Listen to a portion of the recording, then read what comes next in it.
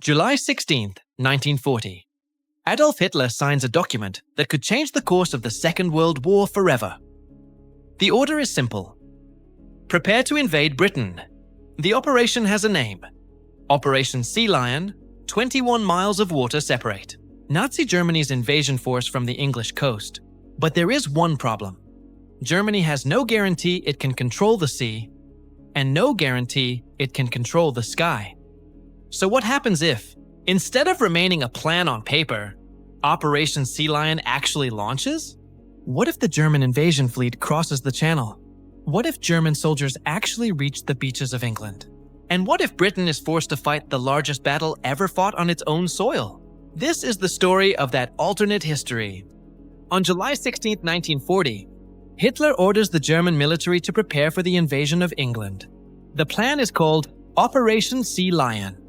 On a map, the objective looks almost deceptively simple. Cross the English, land on the beaches of southern England, secure a bridgehead, move inland, and force Britain out of the war before winter. But the German military has a serious problem. The invasion depends on something Germany does not yet possess: control of the English Channel. The German Navy has already suffered heavy losses during the invasion of Norway. Half of its destroyer fleet has been lost. The invasion fleet itself is improvised. Hundreds of barges are collected from ports across occupied Europe. Many are flat-bottomed rivercraft. They were never designed to carry an army. Across open water and inside the German High Command, the plan is already controversial. Admiral Erich Raeder wants a narrow invasion front. General Franz Halder wants a much wider front. Neither commander is completely confident that the operation can succeed. But there is another problem. The Luftwaffe must first defeat the Royal Air Force. Along Britain's southern coast stands one of the most important weapons of the entire war. Right out a chain of radar, stations detects incoming German aircraft and sends warnings to fighter command. That warning gives British pilots something precious: time. Throughout July and August, German aircraft attack British airfields, radar stations, and aircraft factories. The pressure is enormous. Experienced RAF pilots are being lost. Squadrons are flying with fewer aircraft. Runways are damaged. Ground crews work around the clock to keep fighters in the air. Then something happens that changes the course of the battle. On the night of August 24th, German bombers accidentally drop bombs on central London. Churchill orders a retaliatory raid on Berlin. Hitler is furious. And in our history, his anger leads to a critical decision. The Luftwaffe shifts its focus. Instead of concentrating almost entirely on fighter commands, airfields, German bombers begin attacking British cities. The Blitz begins, and that gives the RAF something it desperately needs: time to repair its airfields, time to replace aircraft, time to recover. But what if Hitler never makes that decision? What if the Luftwaffe stays focused on fighter command? What if the German commanders keep attacking British airfields until the RAF is barely able to respond? In this alternate timeline, they do. By early September, British Fighter Command is under enormous pressure. German commanders believe the skies over southern England may finally be vulnerable. And for the first time, Hitler gives the order. Sea Lion begins. Under cover of darkness, the invasion fleet moves. 900 barges, tugs, and requisitioned vessels begin crossing the channel. Minesweepers move ahead of the fleet, clearing narrow lanes through the minefields. Stored behind them are approximately 250,000. German soldiers prepared for the first phase of the invasion. Their target is southern England, Kent, Sussex, the beaches between Folkestone and Beachy Head. German airborne troops are also prepared to land inland near important roads, crossroads, and airfields. The invasion has begun, but Britain is not defenseless. The Royal Navy is waiting. More than 50 destroyers are positioned within striking distance of the invasion coast. Cruisers and older battleships are also available. The German invasion plan has always depended on one assumption: that the Luftwaffe can keep the Royal Navy away from the beaches. But there is a weakness in that assumption. Night, German fighters have limited range, and in darkness, they cannot provide effective protection over the channel. British destroyers move south. The invasion fleet is slow. The barges are overloaded. Some are barely seaworthy. Then the British attack. Destroyers tear through the invasion columns. Shells slam into barges. German vessels scatter. Some collide. Others capsize in the wakes of British warships. Thousands of German soldiers never reach England. They drown in the channel before seeing the beaches they were ordered to capture. But not all of them are stopped. Some make it through. And at first light. German troops reach England. The first German troops come ashore along the Kent and Sussex coast. The British defences are waiting. Concrete pillboxes, anti-tank obstacles, roadblocks, artillery positions. Regular army units rush south. Home Guard units join the fighting. Many are poorly equipped. Some carry rifles. Others have shotguns. Some even carry weapons left over from the First World War. But they are fighting on their own soil. The battle becomes chaotic. Villages become defensive positions. Roads become killing zones. Fields become battlefields.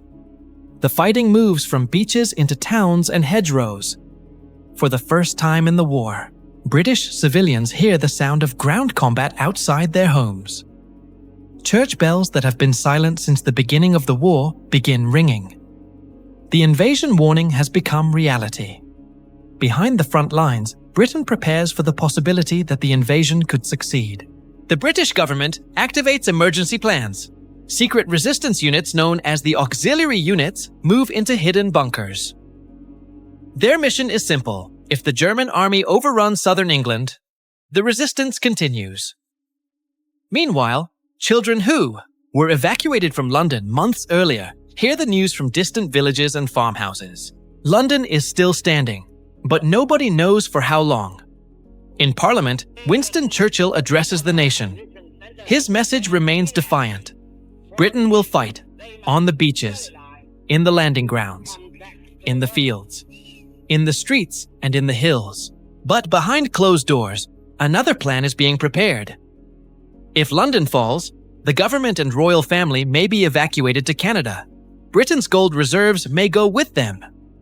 The country is preparing for the possibility of losing its capital. But the real battle is happening at sea. The German troops on the beaches need reinforcements. They need ammunition, food, fuel, tanks, heavy artillery, more soldiers. But the second invasion wave is in trouble. British destroyers continue attacking the channel. British bombers attack German invasion ports throughout the night. Hundreds of barges are destroyed. The German Navy reaches a terrifying conclusion. It cannot safely reinforce the troops already ashore. The men who landed in England are becoming isolated. And now, the clock is running out. For 11 days, German forces hold their positions. 11 days of brutal fighting, but every day makes their situation worse. Food becomes scarce, ammunition runs low, medical supplies disappear. The Germans cannot bring in enough tanks, they cannot bring in enough artillery, and they cannot replace their losses. British forces begin closing the gaps around the German positions. Some German units surrender. Others attempt to break toward the coast. They are hoping for evacuation, but there is almost nothing left to evacuate them with. In Berlin, Hitler receives increasingly grim reports. The invasion is failing, yet he refuses to publicly cancel it. Instead, German commanders are ordered to scatter the remaining invasion barges. Sea Lion is effectively over. Not with one dramatic surrender. Not with a single decisive battle. But through exhaustion, isolation, and the destruction of the invasion fleet. Thousands of German soldiers are dead on English soil. The channel is filled with wreckage. German invasion vessels burn in ports across occupied Europe, and Britain has survived. But the consequences reach far beyond the beaches.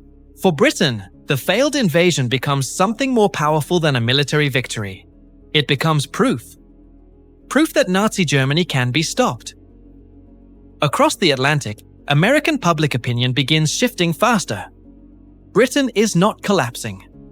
Britain is fighting back. Lend-Lease arrives sooner.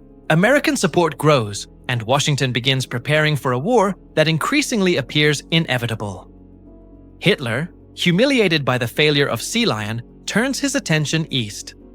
Preparations for the invasion of the Soviet Union begin earlier. But those lost weeks will matter, because the Russian winter is coming, and an army that is already being stretched across Europe will soon face its most dangerous enemy yet.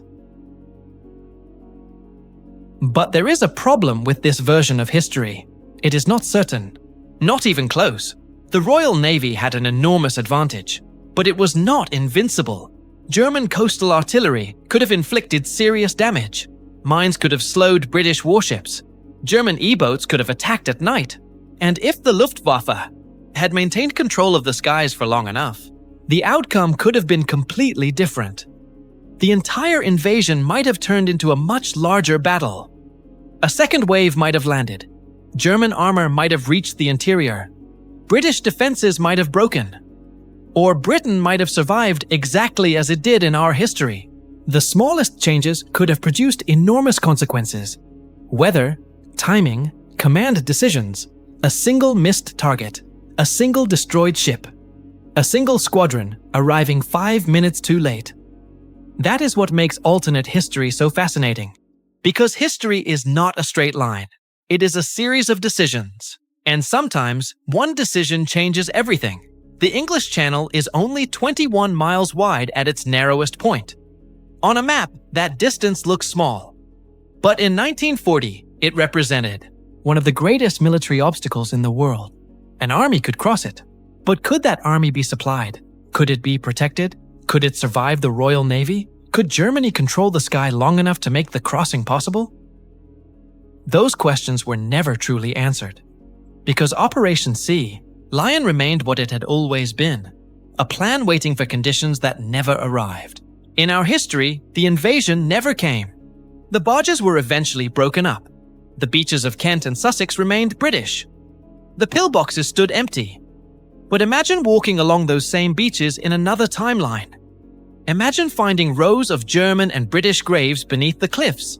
Imagine seeing burned-out barges scattered across the channel. Imagine a Britain that had actually been invaded.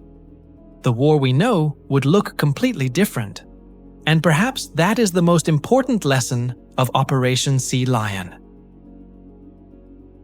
Sometimes, history is changed not by what happens, but by what almost happens. This is Time Shift History. History is only one decision away from becoming something completely different.